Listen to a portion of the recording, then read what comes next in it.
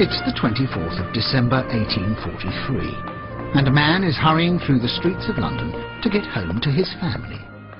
Tomorrow is Christmas Day. But if you were walking through the centre of London, you'd hardly be aware of it. Over in Printing House Square, they're producing tomorrow's edition of The Times, just as if it was any other day. Here it is, here's a copy. London, Monday, December the 25th, 1843. But astonishingly, if you look through the paper, there isn't a single reference to Christmas. In fact, there's scarcely been a reference to Christmas in the Times for 25 years. And yet, 1843 was a momentous year in the history of Christmas, because it was the year that this man, Charles Dickens, published A Christmas Carol. This little book is Christmas. It's full of presents, decorations, turkey, plum puddings, family parties, and most of all, goodwill to all men. But as it happens, all these things we think of as completely traditional were in fact newly fashionable at this time. This is the story of how Christmas as we know it had to be invented, and how Charles Dickens came to tell the world that they had a positive duty to celebrate it.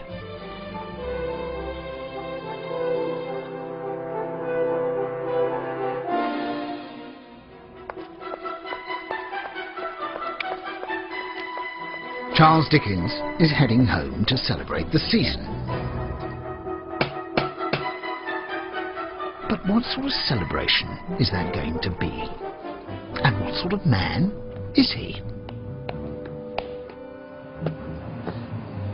He's hurried home to his rather comfortable house not far from London's Regent's Park. And he's going to do what quite a lot of well-set-up Victorians like to do at this time. It's new and it's fashionable, and it's to celebrate a private family Christmas. In his writing, he summons up a picture of overwhelming enthusiasm.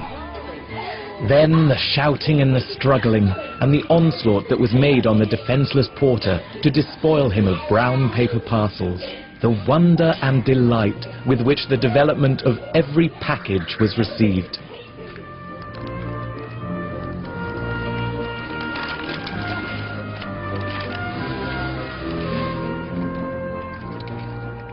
We know quite a lot of what Charles Dickens got up to in the Christmas of 1843, the year that he published A Christmas Carol. And I think probably the reason he loved Christmas so much, because it was a perfect time for him. His children were young enough to enjoy it, and he was innocent enough to love it too. At this stage of his life, he has 4 very small children, and he gave them all elaborate nicknames. The eldest, Charlie, was known as Fluster Flobby. Mamie was called Mild Gloucester. Katie was Lucifer Box, which is a Victorian name for matches. And little Walter had the charming name of Young Skull. Dickens' wife, Catherine, was expecting another baby at any moment. Her younger sister, Georgina, also lived with the family. And that's Dickens' close friend, Forster, who would be his first biographer and often shared his house. Dickens still looks quite young, doesn't he? In fact, he was only 31 years old. But he's already a literary giant, the celebrated author of the Pickwick Papers, Oliver Twist, and Nicholas Nickleby. These novels distilled the character, the colour, and the sheer harshness of the early 1800s. They'd made Dickens the writer of his age. Dickens really was, if not the first celebrity author. And he went on book tours and went abroad to give on book tours and gave kind of special readings for charity. I want to take you first of all back to 1843. He's just come back from America earlier in the year. Yes, he got back in, yeah. He got back from America in 1842, and he had been there for 6 months, which he hadn't actually told his wife how long they were going for. He said it would be about 3 months. And then when he came back, he started working on Christmas Carol. It came out on the 19th of December, 1843, and it sold out within days, which is incredible. Just shows what a massive celebrity he'd become by that point. So there he is. I mean, he's sort of almost like the sort of sage of his era, the person that everybody will listen to. So why do you think he chose Christmas as his subject? He loved Christmas. I mean, his daughter Mamie said that it was his favourite time of year. and he made them all love it. He sent his children off to learn dancing. His two daughters, Mamie and Katie, learnt the polka once, so that he could dance with them. Dancing was a huge part of the Dickens family life. Catherine Dickens was usually pregnant, so although she'd loved dancing beforehand, most Christmases she seemed to be imminently about to give birth, so Dickens would often dance with his daughters instead.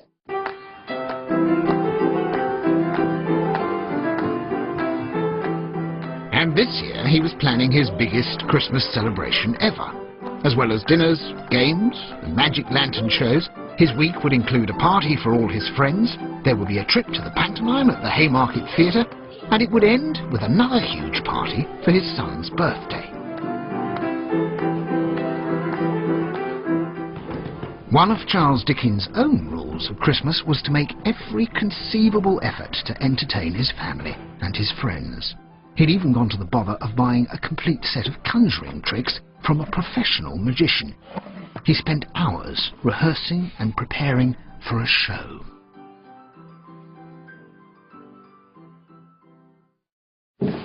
Ladies and gentlemen, I am the unparalleled necromancer, Ria Rama Rus. He was pretty good at it too, as one of his guests noted.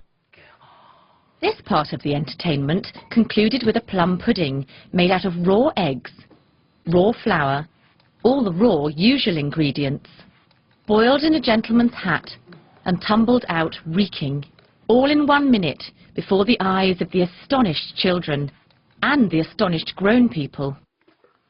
A Christmas pudding! Charles Dickens seemed utterly dedicated to doing Christmas properly. He strongly believed that people should put aside their daily concerns for Christmas, and at this time he did have quite a few of his own. Not everything in this busy household was perfect. Perhaps one of Dickens' best tricks was sustaining the illusion that his marriage was entirely happy. In a recent letter, he'd referred to his wife as the donkey, and he'd had problems with his father, who'd been borrowing money using his famous son's name. His father really just used Charles Dickens as a meal ticket. He'd always been getting himself into trouble, but as soon as he realised that his son was financially secure and quite wealthy, he would just say, well, I'm Charles Dickens' father, and people would give him credit. As well as his grasping father, Dickens had his own lavish lifestyle to maintain. But in the autumn of this year, the first instalments of his latest novel, Martin Chuzzlewit, were not selling as well as he'd hoped. He'd written A Christmas Carol in 6 hectic weeks, and he had every hope that this, at least, would be a financial success.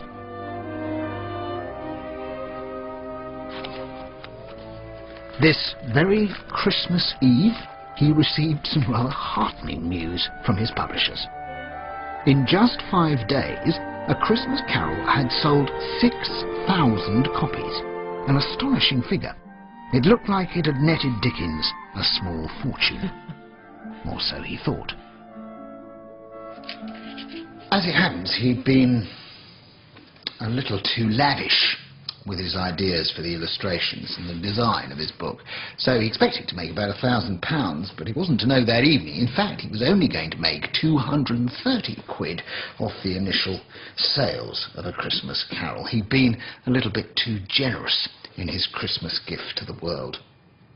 But what an enthralling gift it was. The curtains of his bed were drawn aside, I tell you, by a hand, and Scrooge, starting up into a half-recumbent attitude, found himself face to face with the unearthly visitor who drew them. It was an immediate hit. So what were the ingredients of its success? Well, first and foremost, it was a brilliant piece of entertainment, a terrific, scary ghost story. It was a strange figure, like a child, yet not so like a child as like an old man, viewed through some supernatural medium.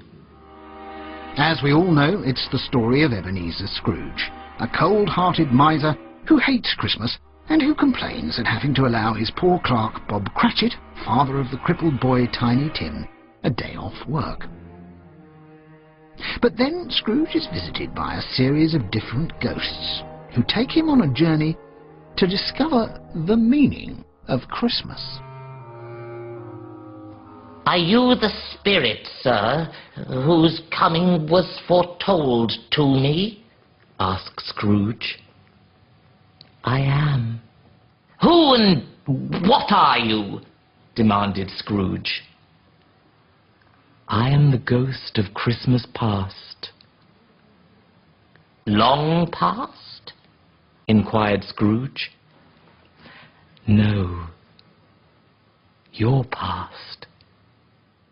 The ghost takes Scrooge back to look at his childhood, when he was able to enjoy Christmas, before the love of money took over. He calls Christmas a humbug.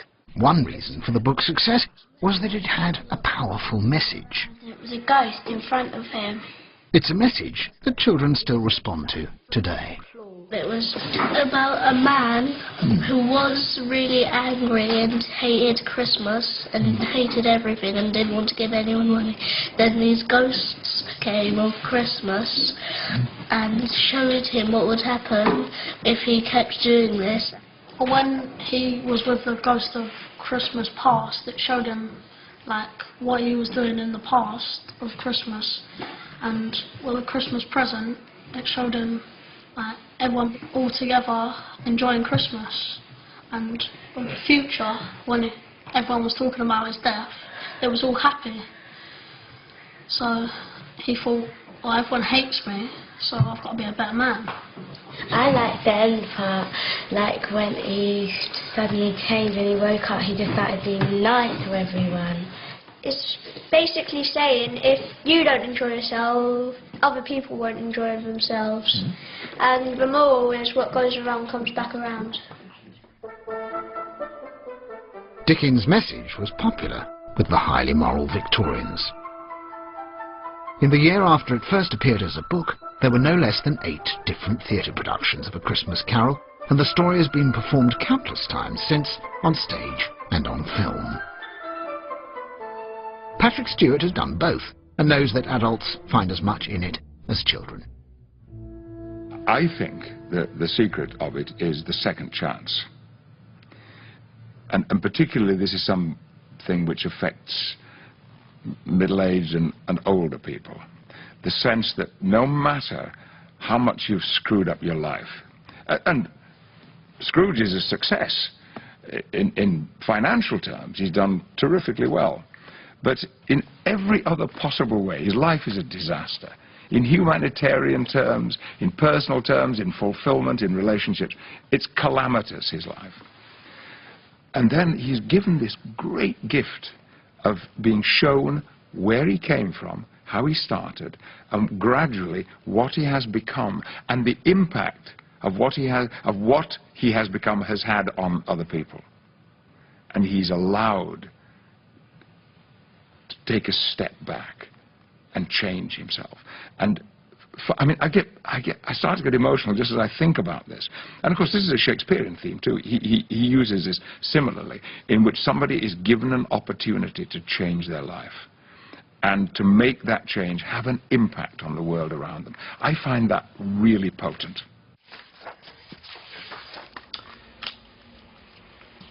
It was the impact, though, of the book that caused such amazement, because this is a review here in a magazine of the time under the titles Literature.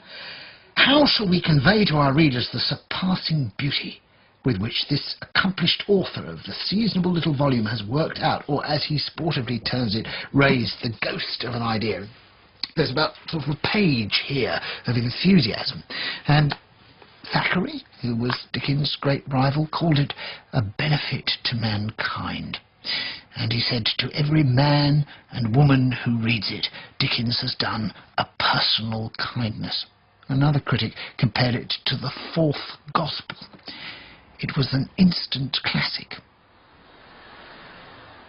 Dickens had done more than create an uplifting entertainment for the entire family. He'd also produced the ideal Christmas gift. Brian Lake is a book dealer who specialises in original editions of Charles Dickens' work. Dickens took quite a lot of interest in this book, didn't he? I mean, he wanted it to be a sort of Christmas present in itself. Yes, it was designed by Dickens to be a Christmas present.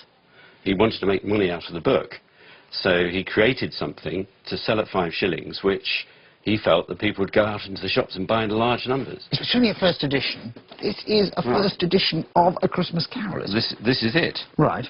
Dickens always spent a lot of time on the physical appearance of his books. He was always very concerned about how much they would cost. He wasn't just a writer. He was very much concerned about how it was going to be seen by the public. Initially, he wanted to have green title page and green end papers. You can see this didn't work. It starts to rub off. So the next version was with yellow end papers.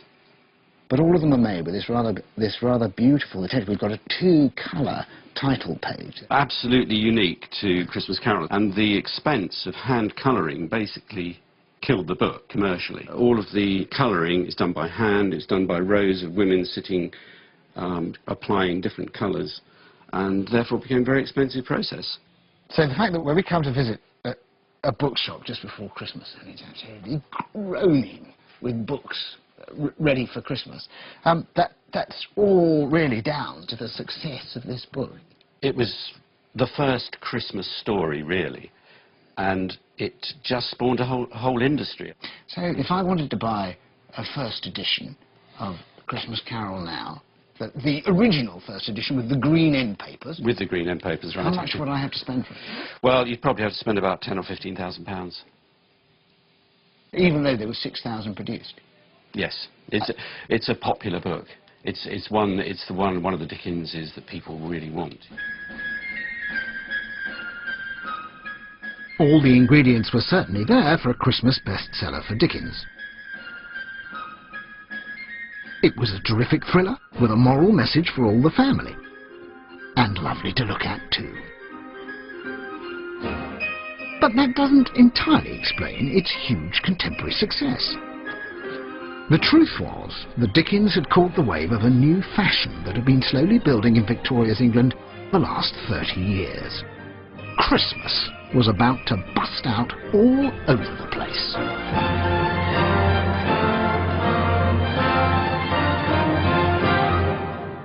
1843, the year that A Christmas Carol came out, was clearly an annus mirabilis for Christmas, because it happened, coincidentally, to be the same year that the very first Christmas card was published. And here it is. And it shows a family holding up glasses of wine, enjoying Christmas. It could pass muster as a Christmas card today, the very first one.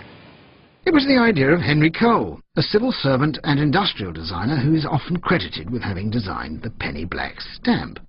He doesn't look a very merry soul, but he started something. Now, Henry Cole was obviously far too busy to send Christmas greetings to all his friends and acquaintances and business associates. So instead he wrote a Merry Christmas and a Happy New Year on a handy piece of cardboard, and so the Christmas card was invented. In little more than 30 years, 4 million cards were being sent every year. It became a fashion, then a craze, and then a tradition, just like A Christmas Carol. The Victorians were hungry for Christmas ideas. Especially the comfortable people of the middling sort, as they called themselves. Dickens was one himself. These were city dwellers who wanted the chance to enjoy themselves. They wanted to have a proper Christmas. But what sort of Christmas was that?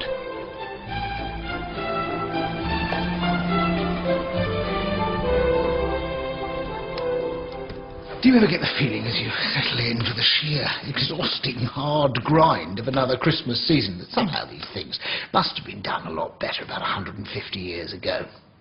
Well, in fact, that's exactly what they thought about 150 years ago. Because the Victorians loved history.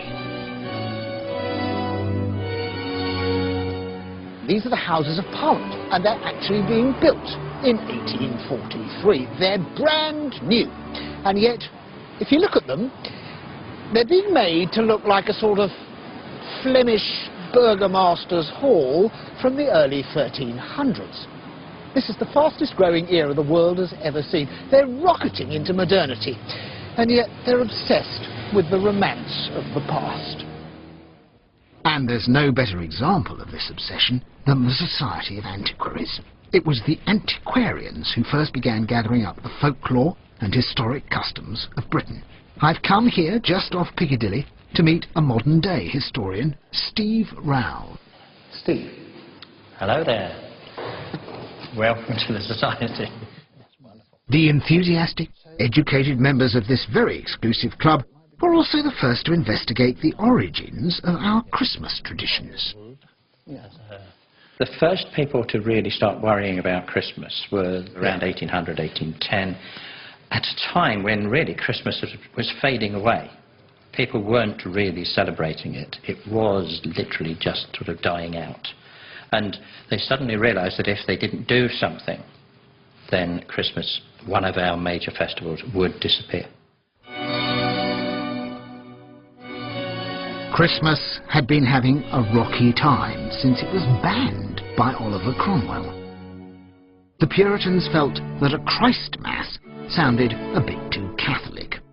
Christmas pudding was actually made illegal in 1647. The festival was restored with the monarchy in 1660, but it was never quite as popular. Then, at the beginning of the 1800s, the antiquarians got involved. And what they did was they said, well, let's get back to old Christmas. With an E? With an E, of course. Yes, that's right. Oldie Christmas. Oldie Christmas. Yes, that's right. And that's when it started, the movement started, not only to bring back Christmas, but to bring back the spirit of old Christmas. The way Christmas used to be That's done right. in my grandfather's day. Or even before that, in Merry England. Mostly it's set in Elizabeth I's time. That's when England was strong, England was happy, England was merry.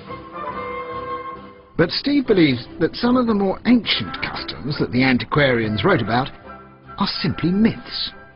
And what about the idea that holly and ivy, that's a sort of, that's part of a pagan ritual for bringing in things alive into the dead season? Well, no, it wasn't. The answer is we don't really know. There's so little information from pre-Christian times about what happened at midwinter that it's assumption. And the mistletoe, because of course I understand the mistletoe is some sort of druidic sexual fertility ritual. Is that true? No, again, there's not the slightest shred of evidence there. In fact, quite a lot of slightly dodgy different Christmas traditions were gathered together around this time. Some were used, some were not. We all put up mistletoe, but we don't dress up as barnyard animals or shoot pistols at trees on Boxing Day, some of the other customs that the antiquarians gathered in. The Victorians took what they wanted. And what these new city people wanted was whatever reminded them of a joyful old village Christmas in a manorial hall. The world they'd left behind, in fact. Dickens first wrote about exactly this 7 years before A Christmas Carol. There's a great Christmas chapter in his first novel, The Pickwick Papers, when Mr. Pickwick and his friends visit Squire Wardle at his country seat. "This," said Mr. Pickwick, "this is indeed comfort." "Our invariable custom," replied Mr. Wardle. "Everybody sits down with us on Christmas Eve, as you see them now, servants and all. And here we wait until the clock strikes 12 to usher Christmas in and beguile the time with forfeits and old stories." But Squire Wardle's country Christmas was a big, rowdy, rather adult affair. So, how were those polite city Victorian folk of the middling classes supposed to celebrate ye oldy worldy boisterous Christmas in their parlours without ruining the rugs? Dickens' own Christmas party is a pretty good example of how they adapted the old traditions to the new cities. They would definitely play a game of blind man's buff. It was one of Dickens' favourites. But this was a tidied-up parlour version of a much more boisterous game from the village past, which had given servants the opportunity to wrestle with the master or fondle the mistress. Oh, this one's Mary. Yeah!